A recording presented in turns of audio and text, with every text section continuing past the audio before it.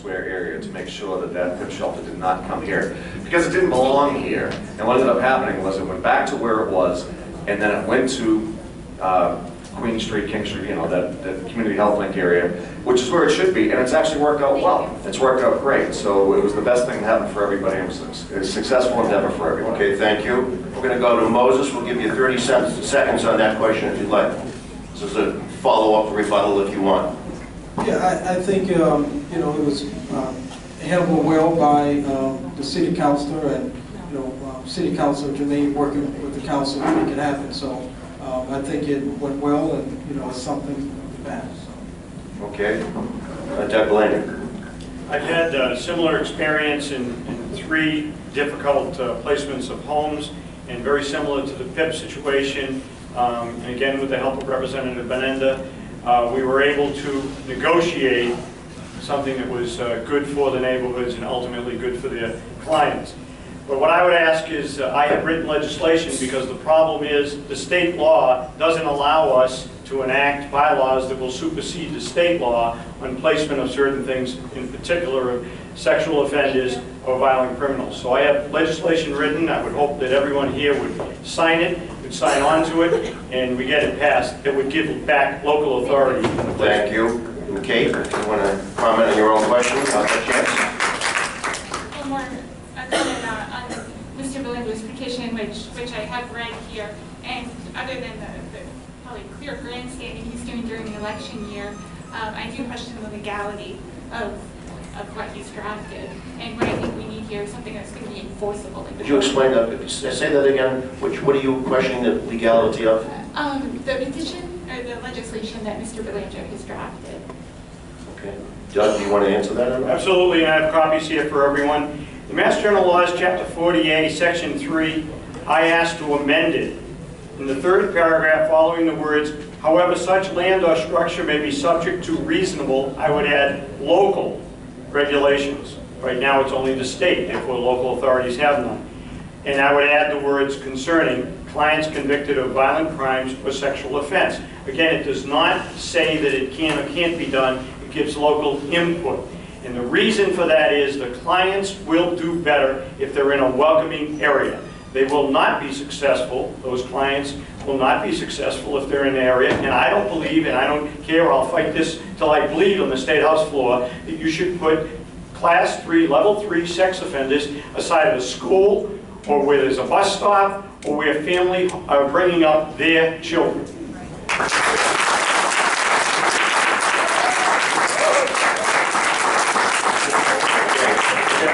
We'll wrap up that question with 30 seconds more if Kate wants 30 seconds more. Well, I absolutely agree that something has to happen, and obviously our current state law is inadequate, but I can tell you from experience that the way you approach this issue is to actually talk to House Counsel, review existing law, draft something that's actually going to be enforceable in court, and that the court just doesn't toss out.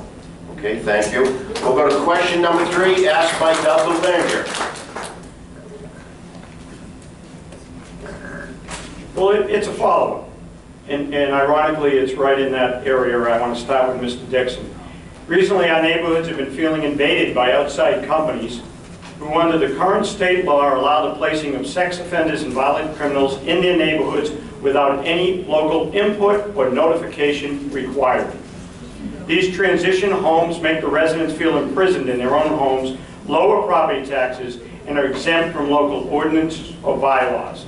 Mr. Dixon, since you claim to have great knowledge of the legislature and often state that you've been part of the legislative process in your 1 year as an aide to a state rep in her first term, why haven't you addressed this flawed state law, and will you sign on to my legislation that will give authority back to the local authorities?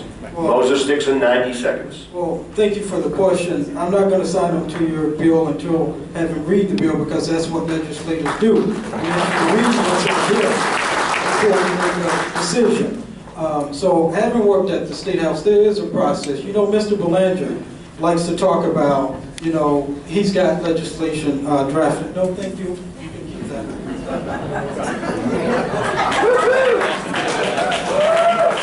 Mr. Belangar likes to talk about that he, on day one, that he has legislation that's going to get passed. It just doesn't work that way.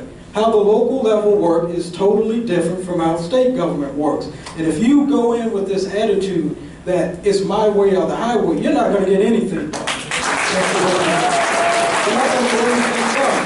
So my simple answer to that is just, I will certainly make sure that I will fight on behalf of the citizens in Leicester, ensure that they have safe and secure communities, but I want to do it in a way where there's community input and actually knowing the process and actually having relationships with some of the legislatures at the State House. I want to be able to actually sit down, not some of this made up stuff that haven't even hit the floor yet. So I want to ensure that there's a fair and an open process for everybody. Kate, you want 30 seconds on that original question? It's up to you. Well, like Moses and I have both been up at the State House as aides and have drafted legislation. And just going back to my original point about how you actually approach this issue, and that, again, is making sure that this is legal and enforceable. Okay. And Mike Germain, you want to wrap it up? Well, if I respond, then I don't have a question for Doug, so I have to wait. Okay. Okay, well, now we're going to, Mike, you get another, Doug, you get a 30-second. It's a good thing I read all your rules. That's right. Well, we do adjust them along the way. I agree. Look, first of all, I have worked with legislation, and no piece ends the way it started. But if you don't start the process, there will be no end. So you start the process, you go through the committee hearings, you go through the caucus rooms, you lobby with passion and conviction about saving families and neighborhoods. The end legislation, the wording isn't as important. It goes through a legal process. I've been there. There will be advice from counsel. The bottom line is the bottom line. If you don't start the process, it'll never finish. Question number 4 will be asked by Mike Germain. This is to Doug, and in the same vein, as we've all talked about what happened in the PIP shelter and how we were able to bring that to an end and make sure it didn't come into the 17th Worcester District, specifically Webster Square. I have to agree, and I understand and I appreciate Doug's efforts, there's no question about that, because this is part of the process and maybe this happens, but this doesn't happen for years and years and years. It's just reality, so let's deal in reality. This doesn't happen, it's going to be contested in the court of law. The law's going to... Mr. Germain, will you put a question mark in there somewhere? You got a whole book over here. You're using your 30 seconds already, so let's hear the question. It took him 5 minutes to ask one question. So my question is simply this. Okay, you have an issue that's going on in Leicester right now, on Oak Street, Oak Road, whatever. My question is this. What exactly are you going to do immediately to make sure this doesn't happen? Because that group home is going to be there sooner rather than later, and this legislation will not be passed before then. So how do you put a stop to that beforehand? Mr. Belangar, you might want to explain what the situation is. First of all, I don't even know if there's an Oak Street in Leicester. It's Brickyard Road. Okay, 90 seconds on Brickyard Road. Right. I don't know that I can explain it all, but I will tell you this. I will do what I've done in 3 other occasions when there were troubled groups' homes, that there were trouble or concerns of the neighborhood. And that is, first you meet with the neighbors. Then you meet privately with the contractor or developer, which we did. I sat with our town administrator, another selectman, and the operators of this facility. And just like the 3 times prior, we did not get them to pack up and move. They spent $400,000 buying a house. What we did get them to do is to agree to work with the neighborhood, to not place certain folks that were making the neighborhood nervous. And the ultimate goal of any representative should be to find the solution. Like a good negotiator, it isn't that I got everything I asked, because my first words to them were, the ultimate solution and the best would be is if you packed up and left. Having said that, I know that's not going to happen. Let's find something the neighbors can live with. So while we are passing legislation, while we are working on legislation, the leverage of a legislator or a selectman is to say to those folks, we can either make this work and you work with the neighborhood, or we're going to make your lives miserable. And it works. It's closed door. That's what negotiations are about. That's what I've been doing my whole life, and in particular in the town of Leicester for these type situations. Okay. 30 seconds. Kate, Leicester issue? Well, I mean, again, this is clear grandstanding on an issue that should have been... Louder. A little louder, Kate. Sorry. Okay, again, this is clear grandstanding when the problem should have been fixed years ago, and it's just a knee-jerk reaction. Mr. Germain, you want 30 seconds to maybe sum up your question and answer? No, and I think that's just important, that it's not going to be passing this legislation when something like this happens that quick. It's going to be a community effort. It's going to be working with the group that wants to put the home there, or in our case in Webster Square was having Smock put it in Maria, and letting them know that the community doesn't want it there and make their lives basically miserable, so they do not want to come there themselves and they find a different location. So that's the route to go. Okay, 15 seconds. Yeah, I think it's fair enough. I know the talking points must have included the word grandstanding. But the point is, this is bad. I've been working in the trenches with the people for 18 years as a selectman and 10 years prior as their finance chairman. What happens is it's called problem solving. Thank you. Okay. Okay, question number 5 will be asked by Moses Dixon, his second question. Yes, this question is for Mr. Belangar. You've been on the select board for almost 2 decades, and some would suggest that most of the problems that the town is facing has come under your watch. So how do you respond to that? 90 seconds from Mr. Belangar. If some would say that, why did they elect and re-elect me for the last 18 years?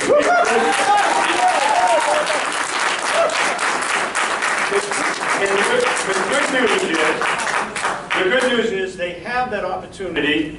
They have the opportunity, the voters of Leicester have the opportunity to review my record and either hire me or fire me. And so far, for 18 years, they keep rehiring me.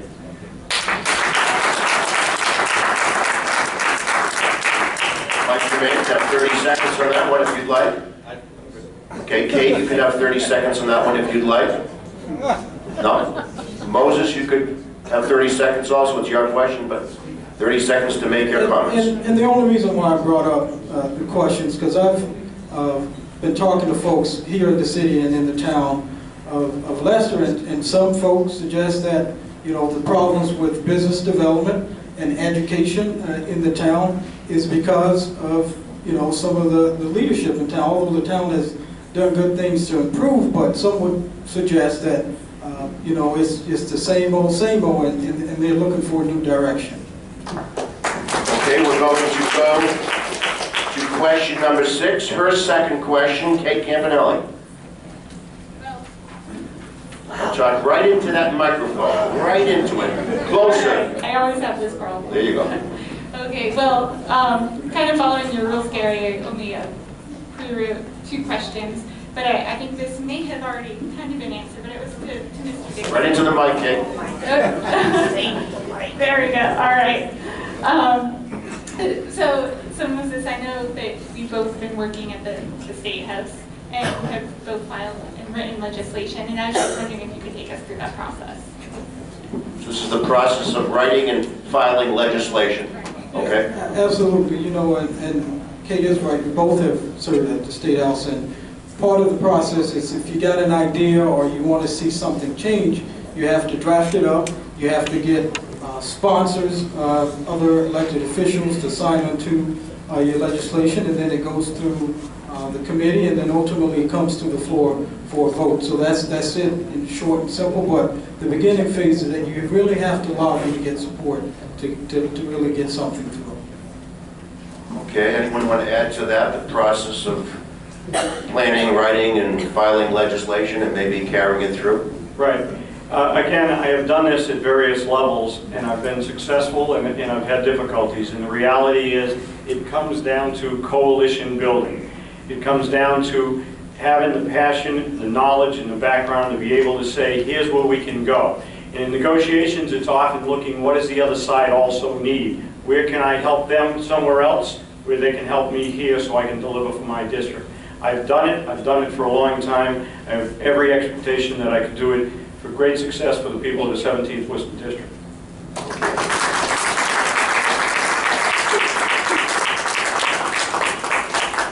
Kate, I don't know if you wanted 30 seconds on your own question. No. Okay, we're going now to question number 7. This will be asked by Doug Belangar.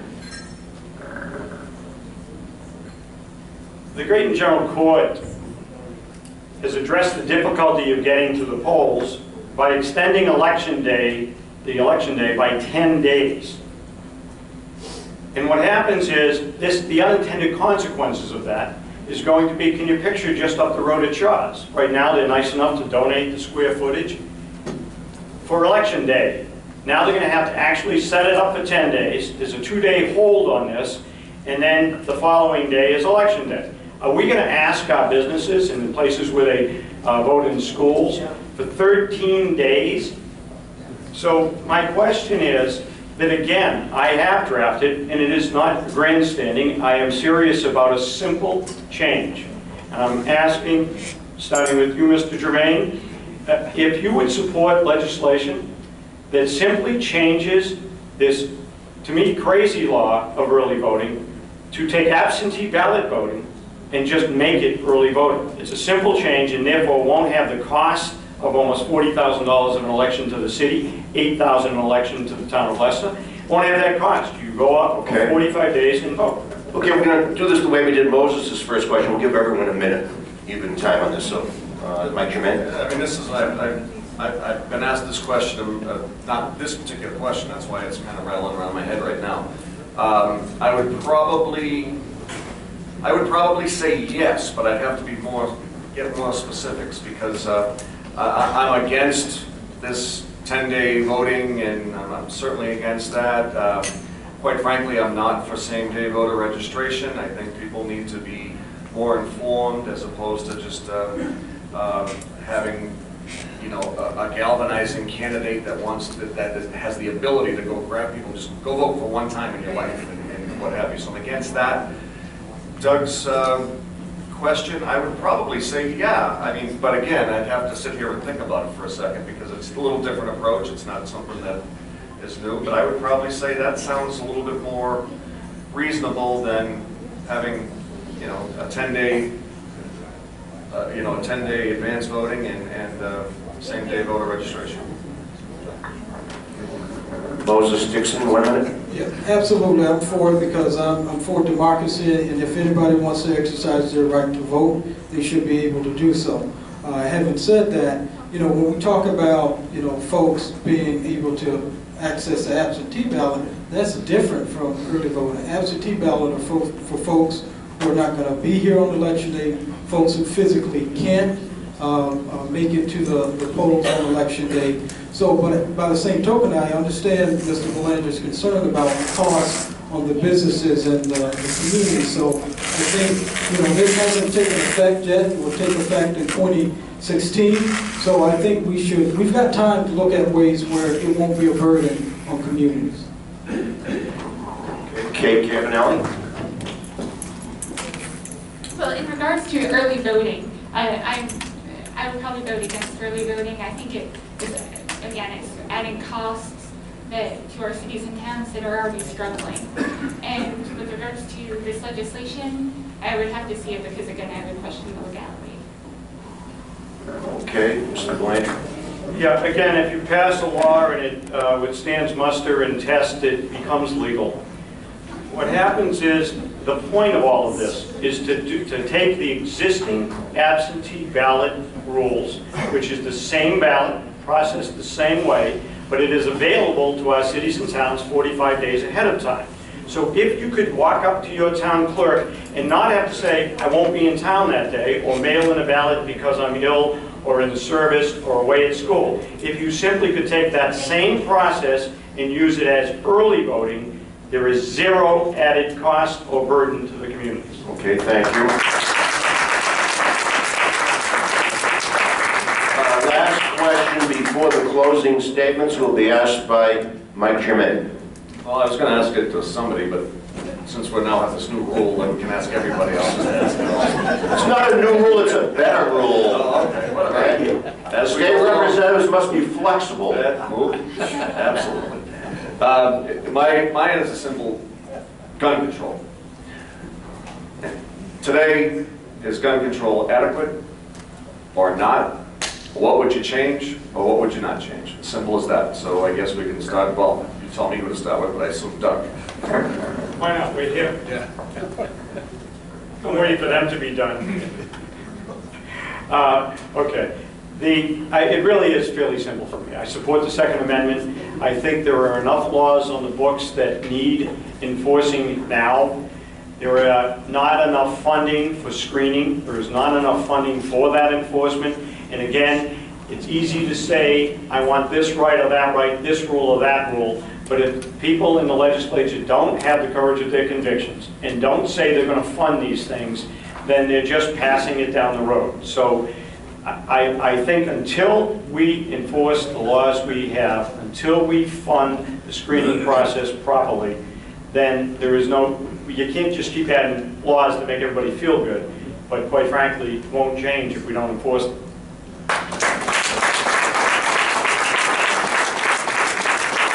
I too support the Second Amendment right. I grew up in a family of hunters and folks who are responsible gun owners. In regards to making sure that we have, I really support Governor Patrick really signing the recent gun bill into law, which did give the authority to put Massachusetts on the national extensive background check for folks who are applying or purchasing guns. So I support it. I think, but we do have to continue to make sure that there's money to be able to continue to streamline background checks. But I'm a strong supporter of the Second Amendment as well, and I would look at every bill regarding gun control as a supporter of the Second Amendment. And I do think we have a problem here where our legislators are passing these laws that are doing nothing to solve the actual problem. And the problem is the crime and illegal guns and the criminals. So I think what we should be doing is finding a real solution, and that's getting the guns out of the hands of the criminals.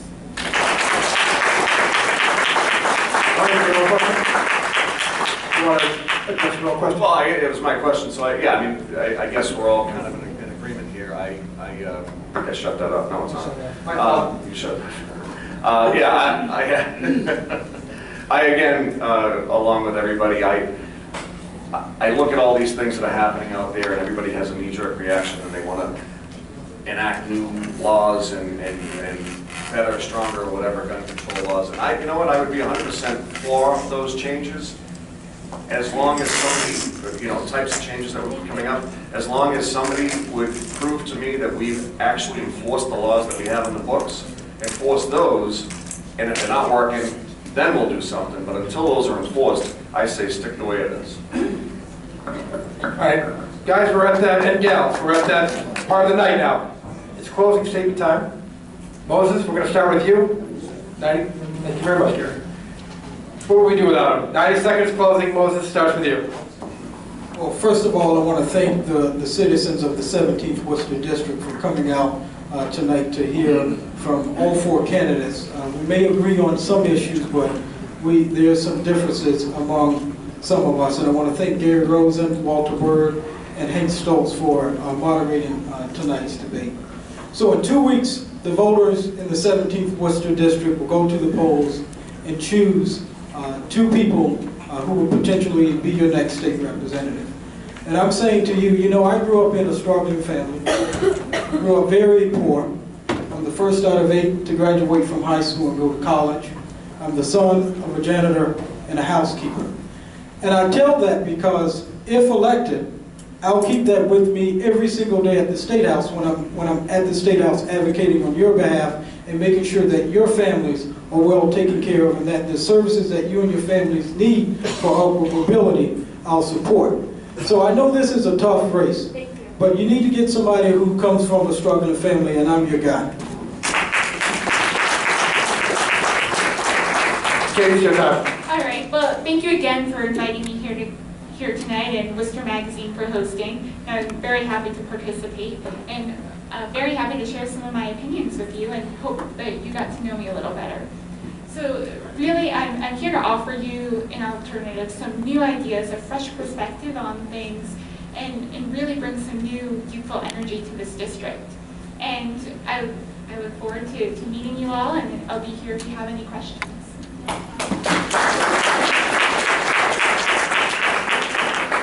Doug Belangar, your closing statement. Thank you. My dad always said, if you want to know what someone will do, don't listen to what they say, look at what they've done.